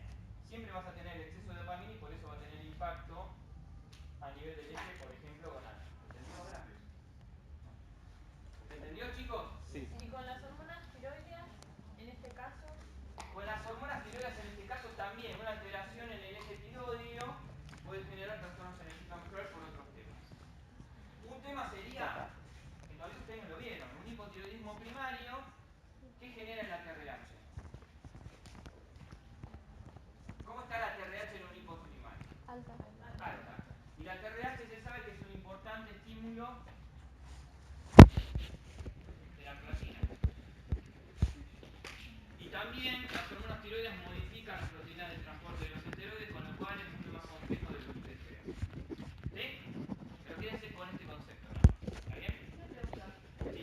Una vez que después de que la mujer tiene a su bebé y empieza a amamantar, una vez que la mujer tiene a su bebé y empieza a amamantar, Sí. ¿por eso es que se inhibe el ciclo? Exactamente. Sí. Por eso son ciclos anovulatorios. ¿Está bien? No ovula la mujer. ¿Sí? No solo que no menstrua. Sí. Si eso se hace de manera correcta los primeros 6 meses con lactancia inclusiva, eso es un método anticonceptivo que se llama MELA. Ahora, si la lactancia es errática y no amamanta de manera demanda, esto es cada 3 o 4 horas, y amamanta 2 veces en el día, olvidate. Eso no fue suficiente como para inhibir el eje. ¿Sí? Bien. Ale, te pido un favor, porque si no, no... ¿Me apagás la luz del pizarrón? Sí, claro. Bueno, otras causas entonces, hipotiroidismo. Otra causa de hipofunción primaria es el exceso de andrógeno. Dice pizarrón, Ale. Dice pizarrón. Subí la que dice pizarrón o bajá la que dice pizarrón. Ahí está, gracias. Otras causas de hipofunción primaria es el hipotiroidismo, como les comenté, el hiperandrogenismo, el exceso de andrógeno. ¿Por qué? Porque el exceso de andrógeno, ¿qué hacía con el feedback? O los andrógenos, ¿qué hacen con el feedback? Vení. Veamos este esquemita, miren. Depresión y estrés. ¿Por qué todo esto genera trastornos en el ciclo menstrual? En situaciones de depresión y estrés la serotonina baja. Si baja la serotonina nos estimula el apetito, entre otras cosas. Si baja la serotonina, perdemos apetito. ¿Qué pasa con el peso? Disminuye. ¿Dónde va a tener más impacto ese descenso de peso? Fundamentalmente en el tejido adiposo. Para que una mujer comience a menstruar, necesitamos que de su peso, que tiene que ser cercano a los 45 kilos, el 17% de eso sea tejido adiposo. Y para mantener la menstruación, el 20%. Es decir, que si una mujer pierde tejido adiposo, mucho, ¿va a tener trastornos en la menstruación? Sí. ¿Va a tener oligomenorreas o amenorreas? Sí. ¿Por qué es esto? Porque como vimos, como ya les mencioné, el tejido adiposo o periférico tiene que ver fundamentalmente con la formación de esteroides. Un esteroide que se produce mucho en el tejido adiposo es la estrona. Y como ustedes saben es un estrógeno de acción intermedia, pero que tiene acción importante sobre el desarrollo. Y otra de las cosas que disminuye es la leptina. La leptina, yo les dije al principio, de una relación inversa leptina-neuropéptido I. Si hay poca leptina, ¿cómo está el neuropéptido I? Elevado. Y el neuropéptido I, ¿qué hacía con el eje gonadal? Lo inhibe. Entonces, Por estas razones se altera el factor liberador de gonadotrofina. Ustedes son chicos, pero hubo uno de los primeros realities que existieron en nuestro país, se llamó Expedición Robinson. ¿Alguien recuerda haber visto esto? Hay gente que me dice que no me siento como si tuviera 60 años, no sé. Nadie vio ese... Ah, bien, 2, 3. No digas la edad por las dudas. Acá se mató, dijo mejor no digo nada. Bueno, la expedición Robinson era gente que estaba en una isla, ¿sí? Que se les hacía hacer distintas pruebas en equipo y se restringía la comida, por ejemplo, si perdían una prueba bastante, bueno, no está del todo bueno, pero bueno, no es que no le daban, pero... ¿Y qué problema hubo, entre comillas, problema en Expedición Robinson? Como había chicas y chicos, las chicas empezaron a no menstruar. ¿Qué pensaban? ¿Qué pasaba? Las chicas se preocuparon. ¿Por qué? Porque pensaban que podían estar embarazadas algunas de ellas. Y en realidad lo que pasó era que perdían tanto peso, perdían tanto tejido adiposo, que el problema, más allá de si tuvieron o no relaciones sexuales, tenía que ver con el peso, ¿sí? Con la pérdida de la masa, fundamentalmente grasa. ¿Qué pasa también en el estrés? Aumenta el factor liberador de adrenocorticotrofina, fundamentalmente en el estrés crónico, y esto también tiene impacto inhibiendo el factor liberador de gonadotrofina. Los glucocorticoides per se también inhiben en altas concentraciones el factor liberador de gonadotrofina. Y como vimos, la prolactina, que es una hormona de estrés, aumenta también en el estrés. Ya vimos del por qué la prolactina altera también el factor liberador de gonadotrofina, con lo cual todo esto que está acá genera alteraciones en el ciclo menstrual. Sí. Una pregunta, si yo tengo una alteración en alguno de los ejes, por ejemplo, no tengo la masa crítica de tejido adiposo o algo así, es algo temporal, porque si yo como después eso se regenera, ¿puedo generar un daño que persista de por vida o algo así? No, irreversible no. A no ser que vos tengas un trastorno severo a nivel central, que ese es otro tema, pero a nivel periférico no. Cuando se recupera el peso, esto mejora. ¿Bien? Bueno, con respecto, y ya vamos terminando, desarrollo puberal, algunas cositas que quiero marcar de esto. Básicamente, ¿por qué las chicas comienzan a menstruar? ¿Qué es lo que ocurre? Básicamente, como concepto quiero que se lleven que durante la infancia las chicas tienen pocos esteroides, como le ocurre también a los chicos, ¿sí? Esos esteroides durante la primera infancia son suficientes para mantener inhibidas las gonadotrofinas. Ahora bien, a medida que va desarrollándose el sistema nervioso, lo que se ve es que bajo niveles de esteroides ya no son suficientes para inhibirlo. Entonces lo primero que ocurre, como en todo, del desarrollo, va de arriba hacia abajo. Maduramos el sistema nervioso, comenzamos a liberar más frecuentemente el factor hipotalámico, comenzamos a liberar más gonadotrofinas y por último aumentamos los esteroides. Por eso lo primero que uno va a ver dentro de lo que sería inicio de la pubertad es que la frecuencia de liberación de LH aumenta sobre todo durante la noche. Van a ver un ejercicio en la guía de trabajos prácticos en donde les van a colocar distintas edades, 8, 10, 12 años, y les piden que grafique qué pasa con la LH. Van a ver que al principio, a los 8 años está plana, a los 12 años comienzan a haber pulsos nocturnos y en el adulto obviamente tenemos pulsatividad a lo largo del día. Ese es el primer indicio, esos picos nocturnos del LH es el primer indicio de que la chica o el chico están entrando en su pubertad. Y obviamente, ¿cómo podemos evaluar todo esto? Tomando en cuenta a las mujeres, tenemos algo que se llama estadios de Tanner, esto se utiliza mucho en pediatría, son 5 estadios en donde uno puede evaluar el desarrollo de la glándula mamaria o el desarrollo del vello púbico. Básicamente, lo primero que ocurre en las chicas, esto que está acá, que es la etapa 2, es la etapa del botón mamario. Lo primero que ocurre en las chicas cuando están entrando en la pubertad es el desarrollo de la glándula mamaria, eso se llama botón mamario. Habitualmente este periodo antecede cerca de un año, año y medio a la primer menstruación o menarca. Hay algunas chicas que comienzan menstruando, es lo más raro de ver. Y como ustedes ven, hay distintos estadios hasta llegar al estadio adulto. Esto parece claramente una mamá operada. ¿Sí? Claramente. Pero bueno. Y lo otro que podemos ver es cómo es el desarrollo púbico, como les comenté, desde muy poquito pelo hasta el pelo adulto, que es triangular invertido. ¿Bien? Última parte, 5 minutitos de esto. ¿Qué es climaterio y qué es menopausia? Más o menos ustedes ya lo saben. Definimos menopausia cuando por un año no hubo menstruación. ¿Está bien? Menstruación que ocurre, esta alteración fundamentalmente porque van claudicando los ovarios. Entonces, ¿cómo hacemos diagnóstico de menopausia? Hacemos un diagnóstico retrospectivo en realidad, para atrás, ¿está bien?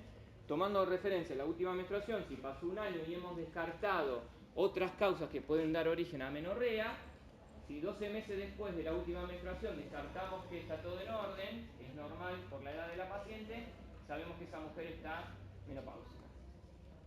¿Qué es la perimenopausia? Es el periodo inmediatamente anterior a la menopausia. ¿Y qué vamos a ver acá? Que las mujeres comienzan a tener ciclos muy irregulares, sobre todo oligomenorrea, ciclos más prolongados, que ya comienzan a ver algunas características como las tuforadas de calor, sentirse mal, la sequedad vaginal. Y todo esto, este combo, habitualmente se acompañaba, y remarco esto, se acompañaba de algo que se llama síndrome de nido vacío. Se acompañaba. Ya no. ¿Por qué? Porque habitualmente, 50 años, los hijos se van de la casa, se independizan, ¿sí? Con la madre de 50 años, digo, no, a los 50 años ustedes, ¿no? Se van de la casa, y bueno, esto suma al hormonal. Entonces, cuando ustedes, su madre o su padre digan, che, tomátela, andate de casa, ustedes tienen que decir que están haciendo fisiología, que en realidad están evitando un síndrome muy, muy malo para la madre, que es el síndrome del nido vacío, para que esta menopausia transcurra de la mejor manera. Así ya tiene una buena excusa. Bien. Posmenopausia, que es el periodo de tiempo que le sigue a la última menstruación. O sea, desde la última menstruación en adelante, eso es posmenopausia. Y cuando hablamos de climaterio, en realidad incluimos como todo, lo previo a la última menstruación y lo que le sigue. ¿Está bien? Concepto, esto que implica claudicación del ovario, pérdida de la fertilidad, y lo que vamos a ver, este es un grafiquito de lo que ocurre, climaterio todo, posmenopausia desde la última menstruación en adelante, perimenopausia, haciendo hincapié sobre todo lo que ocurre antes de la última menstruación. Lo que ustedes tienen que saber es fundamentalmente cómo va a ser ese perfil hormonal en esa mujer. Lo que vamos a encontrar es una FSH alta, ya sabemos por qué. Si midiéramos inhibina, obviamente va a estar baja. Y vamos a encontrar niveles de estrógenos muy por debajo de lo que es normal. Esto por lo menos lo tenemos que hacer en dos determinaciones.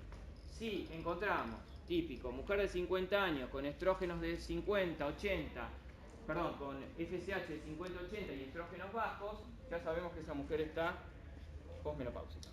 ¿Quedó claro? Muy bien. Y esta es la razón por la cual ocurre esto, ¿sí? Menor actividad folicular, menor inhibina, aumenta mucho la FSH, y todo esto ¿por qué se produce? También porque hay una claudicación en la producción de estradiol. ¿Qué es lo que le pasa a la mujer con menopausia? Fundamentalmente, más allá de la infertilidad, vamos a encontrar una pérdida de la masa ósea. Esto tiene que ver por los bajos niveles de estrógenos. Recuerden que los estrógenos estimulaban la actividad osteoblástica. Comienzan a aumentar los riesgos cardiovasculares, lo mismo, por caída de los estrógenos. Recuerden que en este caso la relación HDL-LDL es el círculo virtuoso que generan los estrógenos. Caída de estradiol hace que aumente el LDL colesterol.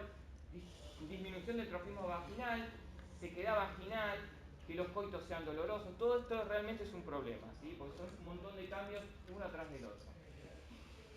Bueno, y esto es lo último. Yo no quiero terminar esta clase y por suerte estamos a tiempo, corrí, no sé cómo quedamos. Pero yo no quiero que ustedes, estudiantes de medicina, no sepan lo que es anticoncepción de emergencia. ¿Por qué? Porque tenemos los fundamentos fisiológicos para entender qué es esto. Entonces, cuando hablamos de anticoncepción de emergencia, no estamos hablando de una anticoncepción que se puede utilizar en cualquier momento. Punto número 1. ¿Por qué es de emergencia? Porque la tengo que usar inmediatamente después de la relación de riesgo, no 2 días después, 3 días después.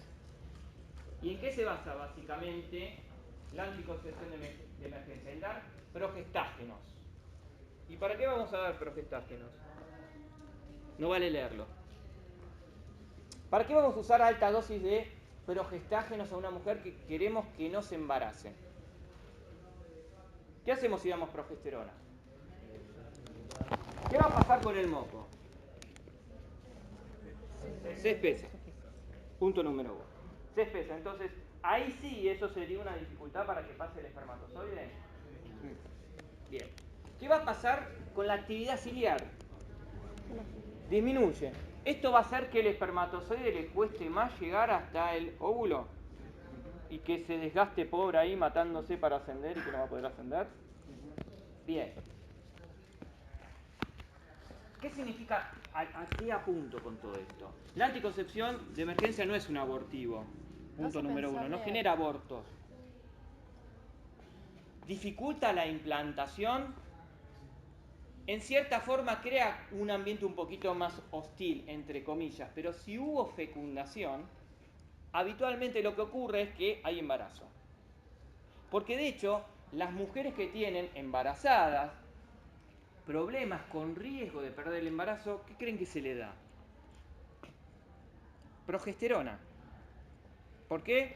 Porque relaja la musculatura, porque es sostén hormonal, porque estimula la secreción glandular. Entonces, y con esto termino, como concepto, no interrumpen el embarazo, si ya hubo fecundación, y el mecanismo de acción es básicamente impedir crear un ambiente hostil para que el espermatozoide pueda fecundar. ¿Está claro, chicos? Listo. Hemos terminado en tiempo y forma.